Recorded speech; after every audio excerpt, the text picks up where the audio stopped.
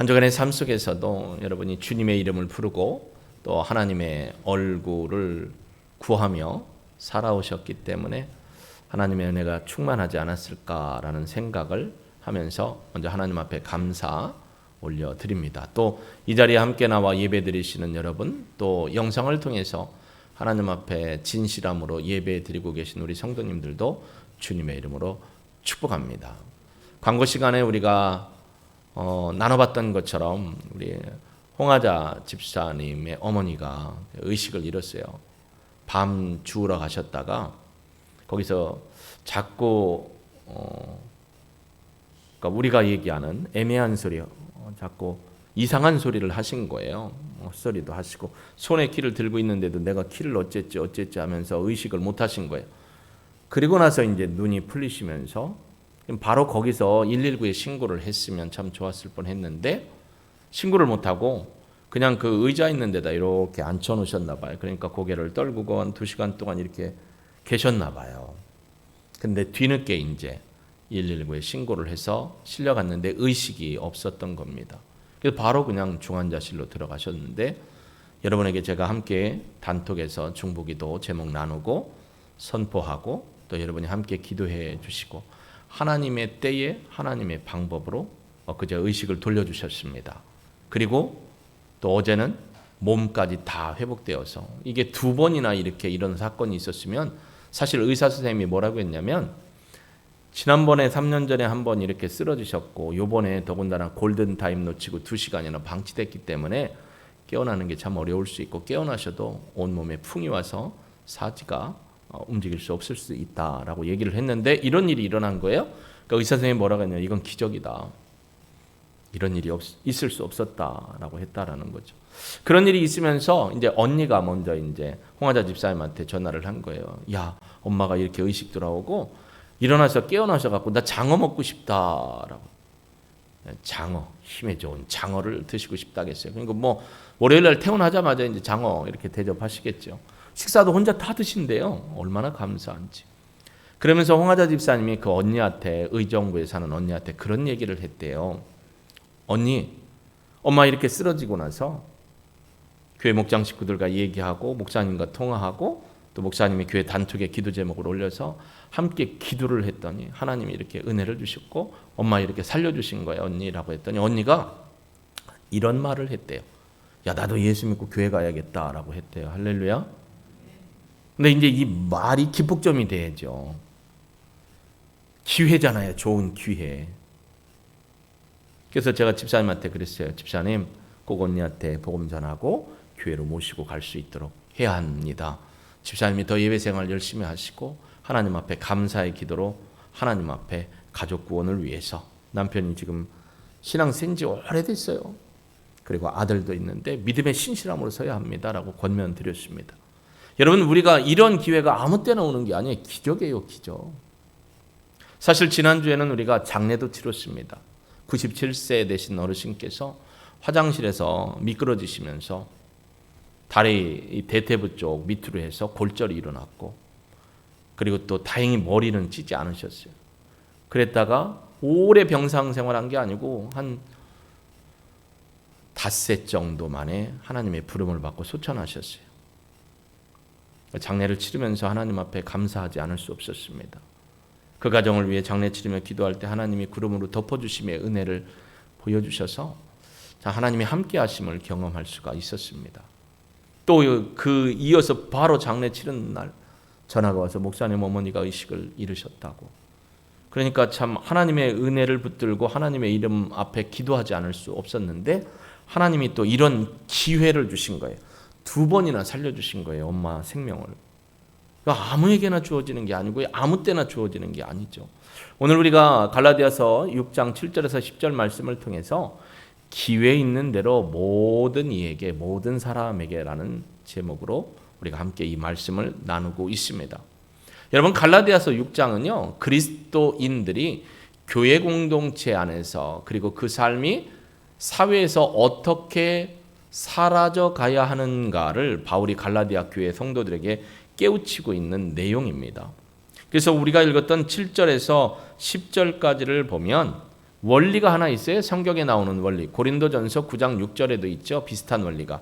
고린도전서 9장에서는 뭐라 했냐면 많이 심으면 많이 거두고 적게 심으면 적게 거둔다라는 성경의 하나님의 원리를 선포했는데 오늘 본문에서는 심는 그대로 거둔다라는 거예요.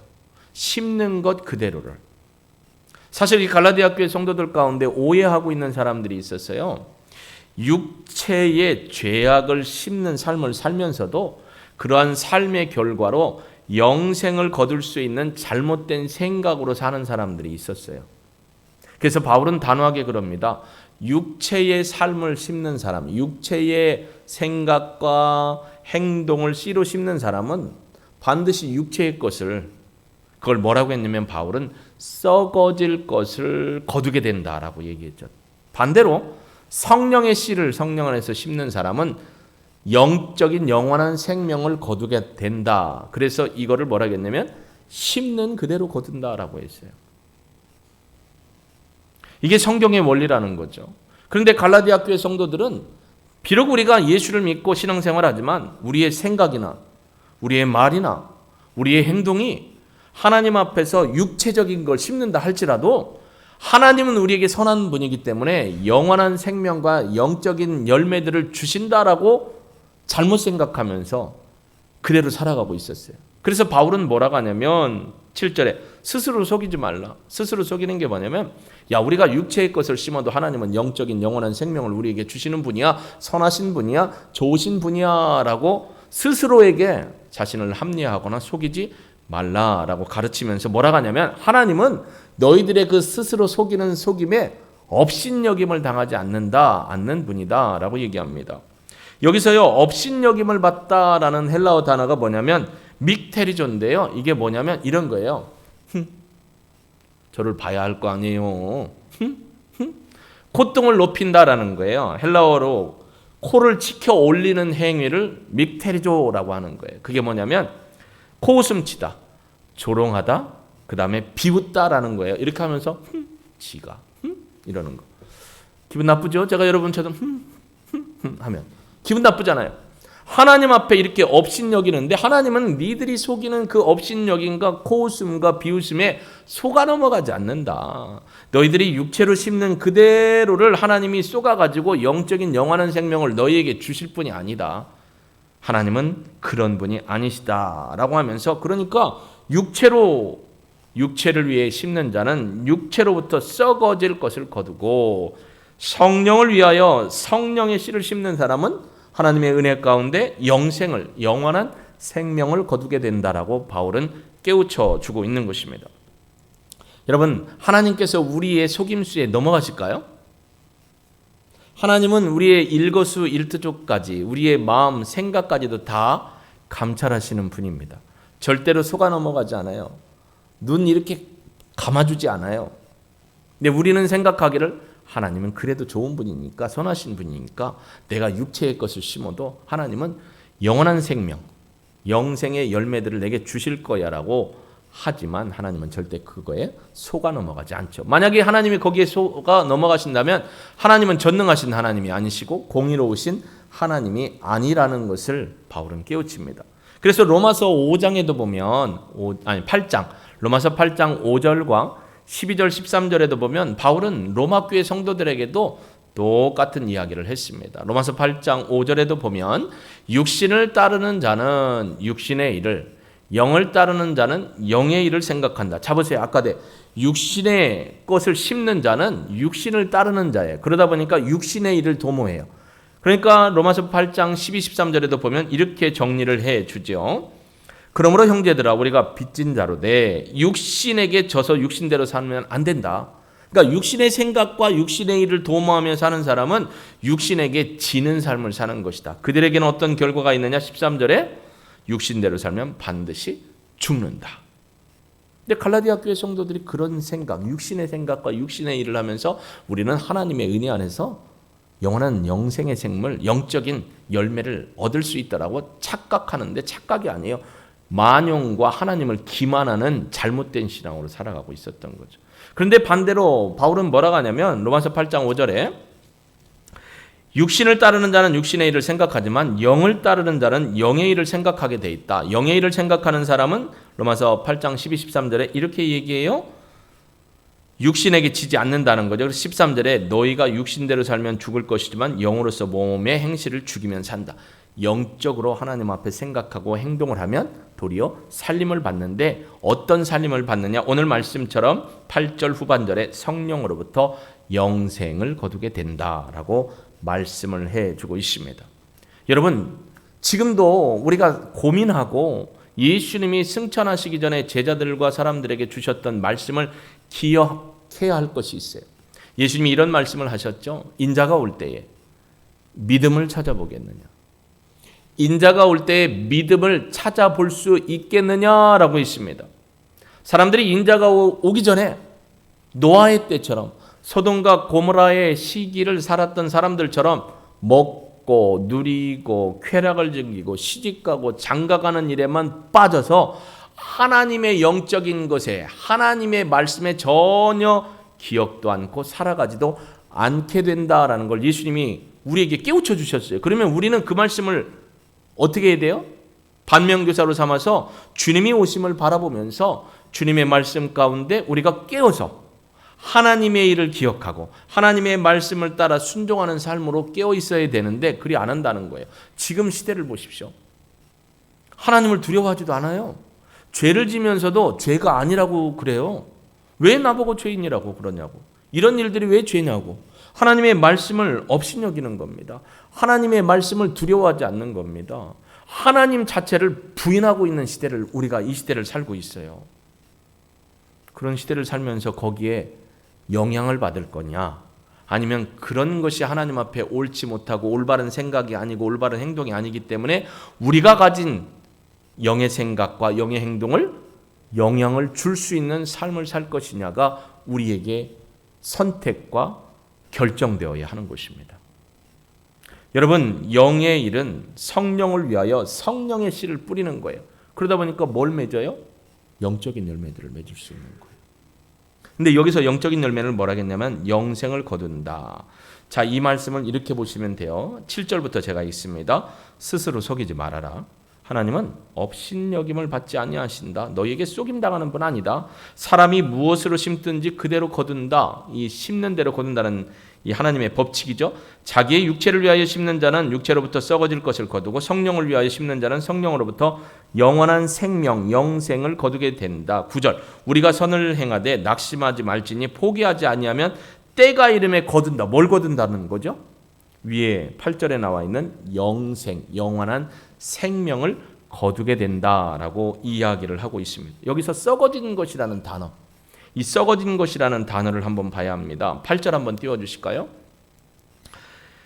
육체로부터 썩어진 것, 썩어질 것, 이게요 헬라어 단어로는 푸도라예요. 푸도라라는 게 뭐냐면 부패하다, 멸망하다, 멸절하다. 그러니까 이걸 다른 말로 하면 영원한 죽음에 이른다라는 거예요. 육체의 것을 생각하고 육체의 일을 도모하고 육체의 것을 따라가면 영원한 죽음에 이른다라는 것을 바울은 깨우쳐주고 있습니다.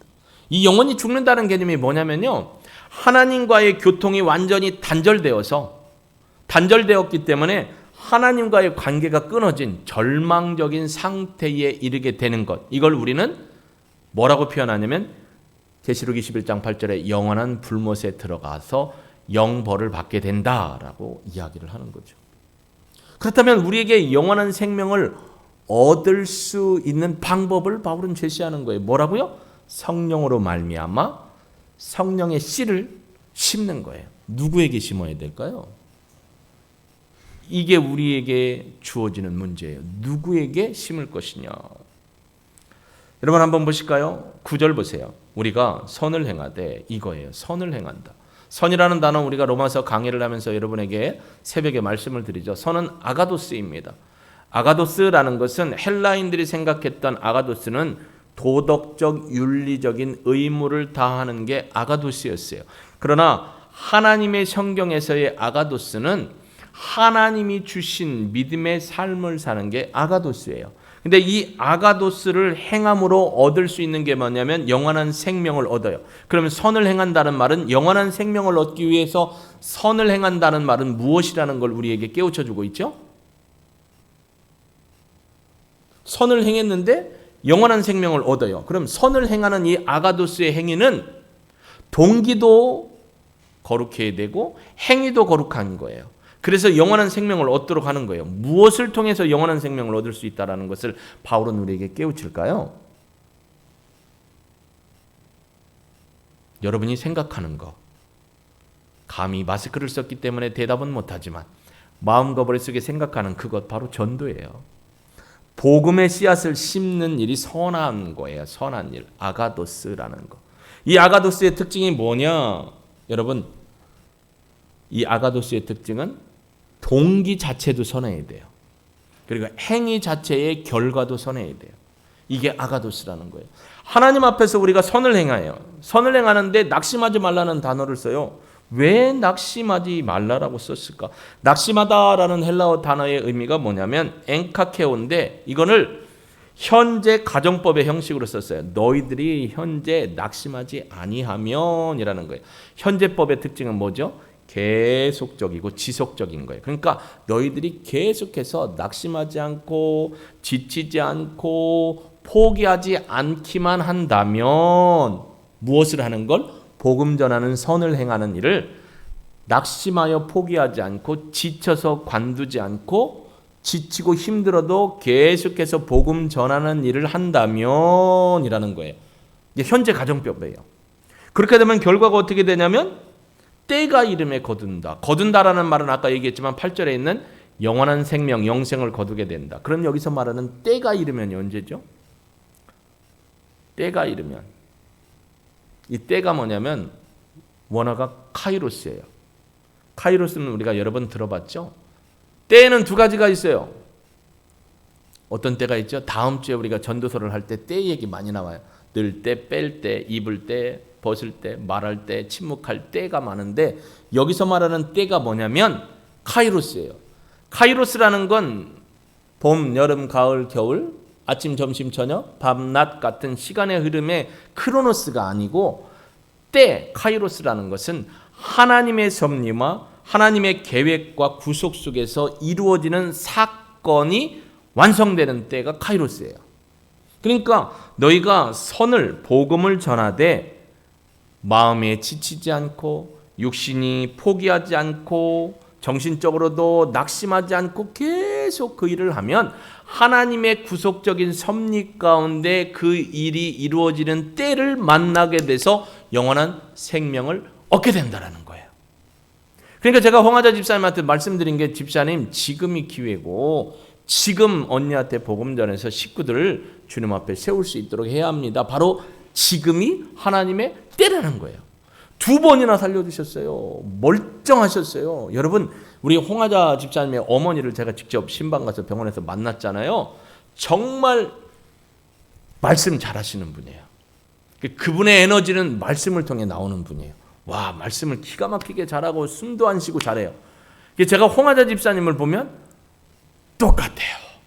말씀 참 잘하시고 주변 분들 기쁘게 해주고 재밌게 해주고 정말 잘하시는 분이에요. 여러분 지금이 그때라는 거예요. 하나님의 구속하신 때. 제가 여러분한테 늘 선포하잖아요. 하나님께서는 하나님의 때에 하나님의 방법으로 하나님의 사람들을 통해서 하나님의 언약을 이루시고 하나님의 영광을 취하신다. 하나님의 그때예요. 지금이.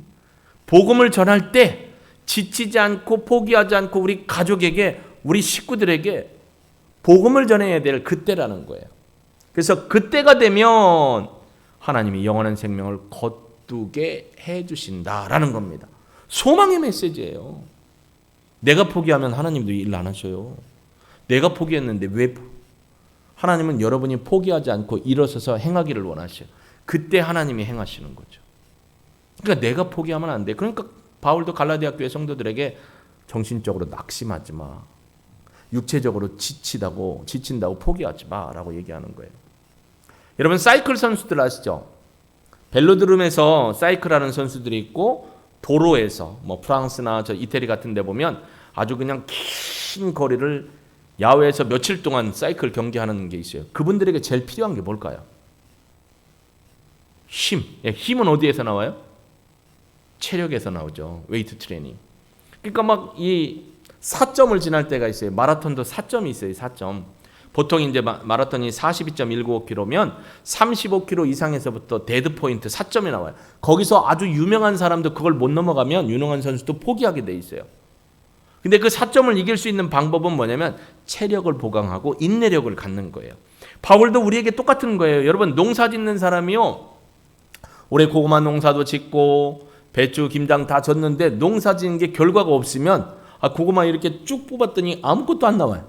배추를 가봤더니 다 벌레 먹어가지고 쓸 수 없어요. 그럼 내년도에 짓고 싶은 마음이 안 생기기도 하고 생기기도 하죠. 무조건 안 생긴다고는 하지 말고 안 생길 수 있는 마음이 많아요. 우리 교회 성도님들 중에도요, 20분 30분 차 타고 가가지고 텃밭을 얻어가지고 농사를 져놨는데 가보면 고구마도 누가 챙겨서 가져가고 고추도 따가고 오박이란다. 호박 가지도 다 따가고 그런데요. 그럼 얼마나 속상해요. 내년에 이거 안 해. 왜요? 죽 써서 뭐 했어요? 넘줬어요. 그러니까 어떤 거예요? 상심이 되는 거예요. 근데 바울은 지치지 말래요. 낙심하지도 말래요. 포기하지도 말래요. 때가 되면 어떻게 한다고요? 복음의 선포, 선한 영향력 가운데 복음을 전하면 하나님의 때에, 카이로스, 하나님이 구속하신 그때에 반드시 역사가 일어난다는 거예요. 그러니까 여러분, 지금 전도하기 위해서 가족들에게 복음 전하고 선한 행동을 하며 그들에게 인내함으로 다가가는 거 포기하지 않기를 주의 이름으로 축복합니다. 그래서 바울은 이렇게 얘기해요. 우리가 선을 행하다 낙심하지 말지니 포기하지 않으면 때가 이르면, 하나님의 카이로스의 때가 이르면 거둔다. 그러므로 결과적으로 라는 의미죠. 우리는 기회 있는 대로라고 했어요. 여기서 말하는 기회라는 단어도요, 앞에 나와 있는 때하고 똑같은 원어의 어원이 카이로스예요. 그러니까 기회 있는 대로 하나님의 그 기회 때가 이르면 어떻게 되냐면 어떻게 된다는 거예요. 영원한 생명을 얻을 수 있다라는 거예요. 근데 여기서 말하는 기회는 똑같은 카이로스지만 9절에 있는 카이로스는 하나님의 역사가 일어나는 때라면 9절에 있는 카이로스는 어떤 거냐면 하나님 앞에서 자신의 소임을 행할 때 자신의 소임을 최선을 다해서 행해야 하는 시간이라는 거예요. 그러니까 여러분, 하나님의 역사는요, 여러분이 하나님 앞에 받은 사명과 소임에 대해서 최선을 다하여 정진하는 그 때와 하나님의 역사하신 때가 만날 때 응답이 있어요. 근데 우리가 아무리 열심히 해도 하나님의 때가 아니면 어떻게 돼요? 이루어지지 않아요. 저희 대학원 동기 중에 역사적 예술을 강의하는 교수님이 있어요. 제가 학교 다닐 때부터 이분은 교수감이다라고 생각했는데 단 하나, 예수는 역사적 예수다. 믿음의 대상이 아니다. 구원의 대상이 아니다라는 거예요. 그런 분이 지금 신학교에서 강의도 하고 있어요. 우리 신학교는 아니에요. 다행히. 그렇다고 꼭 다행인 건 아닌데 남의 신학교에서 학생들에게 그런 얘기를 하고 있으니, 그래서 얘기를 하다 보면 이런 얘기를 했다는 거죠. 하나님은 너의 삶 속에서 너를 주관했고 너와 함께 하셨고 너에게 은혜를 주셨다. 하나님은 너의 구원을 바라고 있고 믿고 돌아오기를, 회개하고 돌아오기를 원한다 했더니 이 역사적 예수를 얘기하는 사람이 뭐라 했냐면 하나님은 내가 필요할 때 나에게 도움을 안 줬다라는 거예요. 자, 여러분이 필요할 때 하나님이 돕는 분이신가요? 맞을 수도 있지만 아니에요. 여러분, 예수님과 하나님이 짱가예요? 지인이에요? 자판기에서 돈 집어넣고 기도에 여러 가지 제목이 있는데 여기도 넣고 여기도 넣고 여기도 넣으면 쭈르르르르 응답, 음료수 통 떨어졌을 때 응답되는 게 하나님이에요? 우리가 필요로 할 때 역사하시는 분이 하나님이 아니고요. 하나님은 하나님의 때에 하나님의 일을 이루실 때 여러분을 축복의 통로로 쓰시는 거예요. 그러니 우리가 필요할 때 하나님 어디 계셨습니까? 라고 신정론적 질문하는 사람은 의로운 것 같아도 하나님을 모르는 분이에요.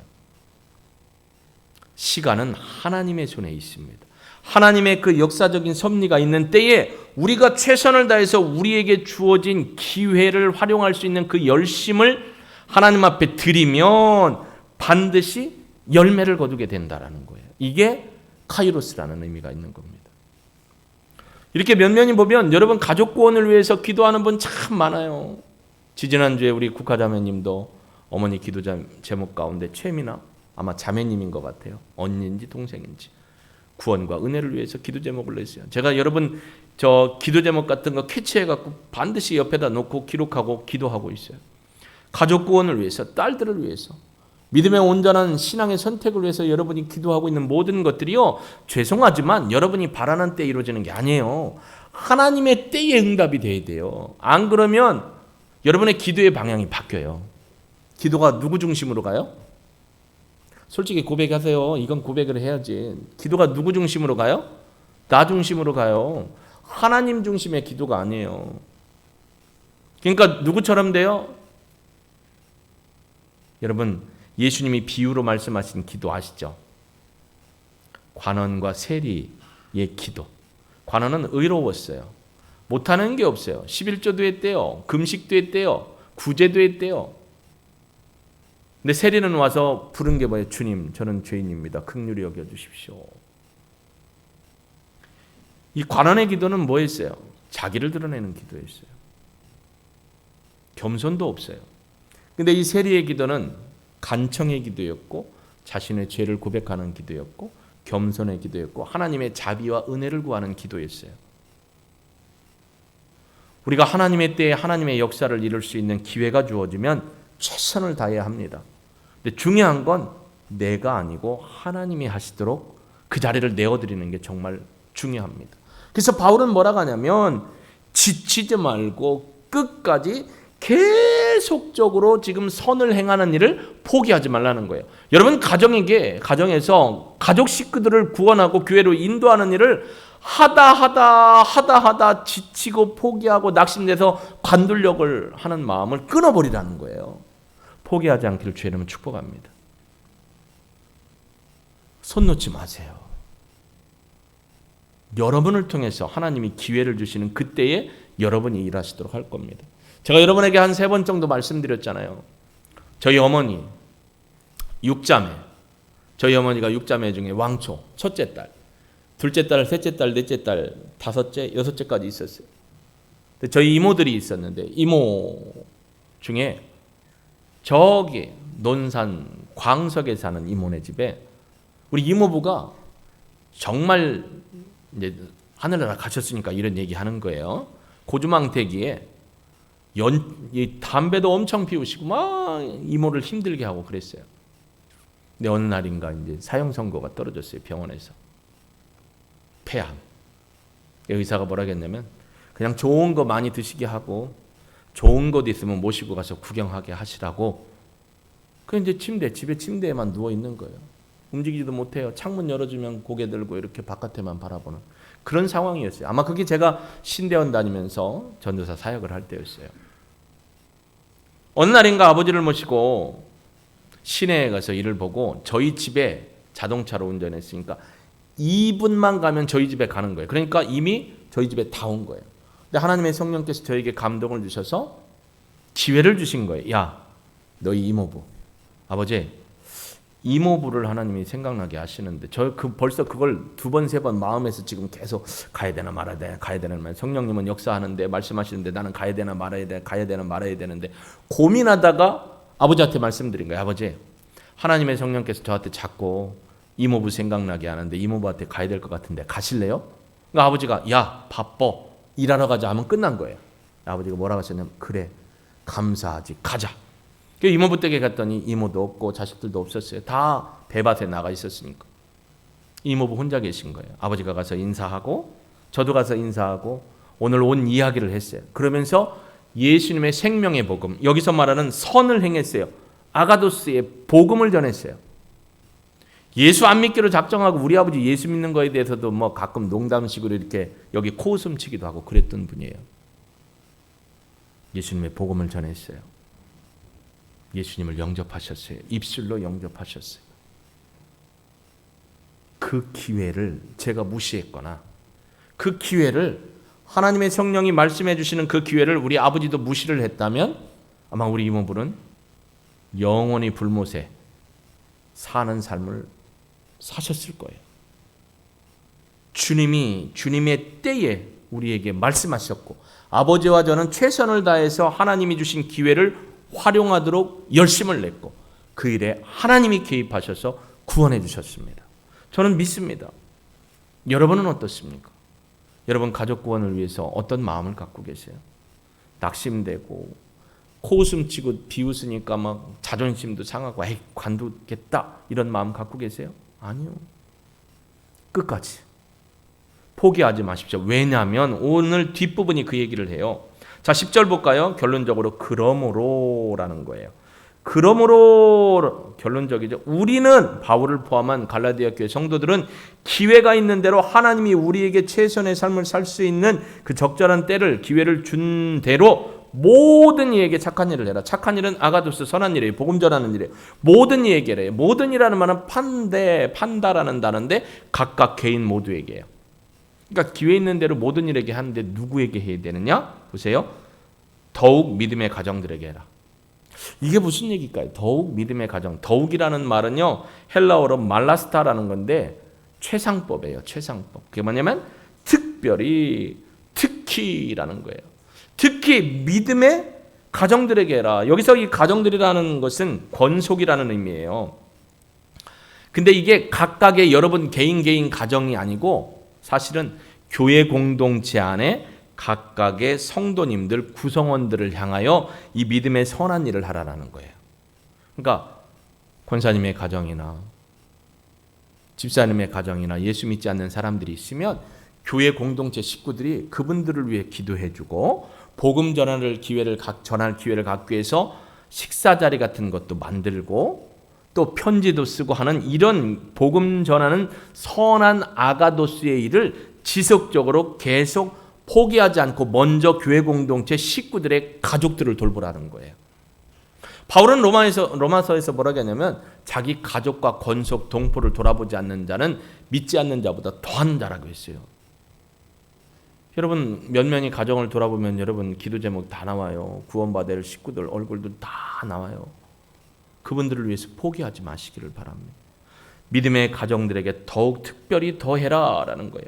믿음을 근거로 하나님의 자녀된 성도들의 가정을 돌아보고 그 가정의 구원을 위해서 우리가 지속적으로 낙심하지 않고 포기하지 않고 계속적으로 하나님의 진리의 복음을 증거하고 가까이 가서 선을 행함으로 그들이 구원받는 일은 결국 하나님 앞에 영광이 되죠. 그 일은 결국 누구에게 기쁨이 돼요? 그 가정에게 기쁨이 되고 우리 공동체 안에 기쁨이 되는 겁니다. 지금 혹시 여러분 안에 생각나는 분이 있습니까? 그 식구를 바라보며 포기 안 하고 싶은 마음, 끝까지 하나님 앞에 열심 내고 싶어하는 마음이 생기기를 주의 이름으로 축복합니다. 그래서 하나님의 때에 하나님의 방법으로 하나님이 여러분에게 주신 최선의 노력을 할 수 있는 그 기회를 활용해서 영원한 영벌, 썩어질 죽음에 빠지지 않고 영원한 하나님의 생명나라에 임하도록 하는데 쓰임받는 통로가 바로 여러분이 되길 주의 이름으로 축복합니다. 여러분이 포기하지 않으면 하나님도 포기하지 않고 행하실 줄로 믿습니다. 여러분 신앙은 순종하는 거예요. 오늘 말씀이 선포됐다면 이 말씀을 순종함으로 받아서 행하면 하나님이 일하시는 거예요. 오늘 좋은 말씀 들었네, 좋은 얘기 했는데 좀 부담이 되네 하고 마음에 그쳐버리면 끝나는 거예요. 오늘이 기회일 수 있어요. 저희 새벽에 예배 나오시는 분은 후암동에 살아요. 택시비가 12,000원이래요. 근데 새벽에 나오시죠. 제가 부담이 되는 거예요. 매일 12,000원이면 그 돈이 얼마냐. 그러면서 나오지 마세요라고 소리를 못하니까 하나님 저 가정에 필요한 것을 채우시고. 왜 택시를 타고 오냐 했더니 전도하고 싶은 마음이 생긴대요. 그래서 기사분들한테 매일 전도하고 온대요. 근데 지난번에 한 분이 예수님을 영접했대요. 목사님 너무 기뻐요. 복음 전도하는 게 너무 감사해요. 본인에게 준 기회라고 생각하고 기사분들한테 전도하고 선물도 주고 하는 거예요.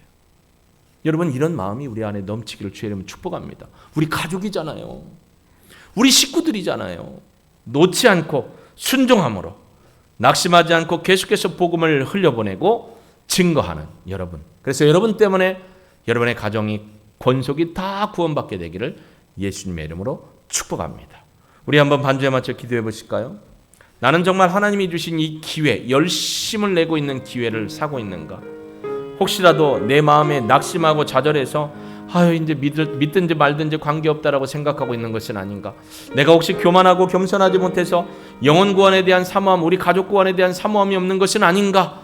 주님이 용서해 달라고. 그리고 우리가 주님이 주신 기회를 위해서 이 선한 복음의 사역 열심히 해서 가족 구원의 역사를 이루는 통로가 되게 해달라고 우리 주님 앞에 기도합니다. 하나님 감사합니다. 선한 일, 가족과 권속들에게 선한 일을 하는 것, 선한 일을 통해서 영생을 얻는 것이니 선한 일은 복음을 전하는 것입니다. 근데 바울은 그럽니다. 낙심하지 말아라. 선을 행하되 낙심하지 말고 포기하지 말아라. 포기하지 않는다면 가정법 현재 계속해서 지속적으로 낙심하지도 않고 포기하지도 않는다면 하나님이 일하시겠다는 겁니다. 우리는 포기하지 않고 전하기만 하면 되고 하나님이 일하심으로 구원의 역사를 행하심을 보게 하여 주옵소서. 낙심하지 않기를 원합니다. 포기하지 않기를 원합니다. 내가 먼저 부인하지 않기를 원합니다. 주님, 듣고 순종하는 믿음의 삶을 살기를 원합니다.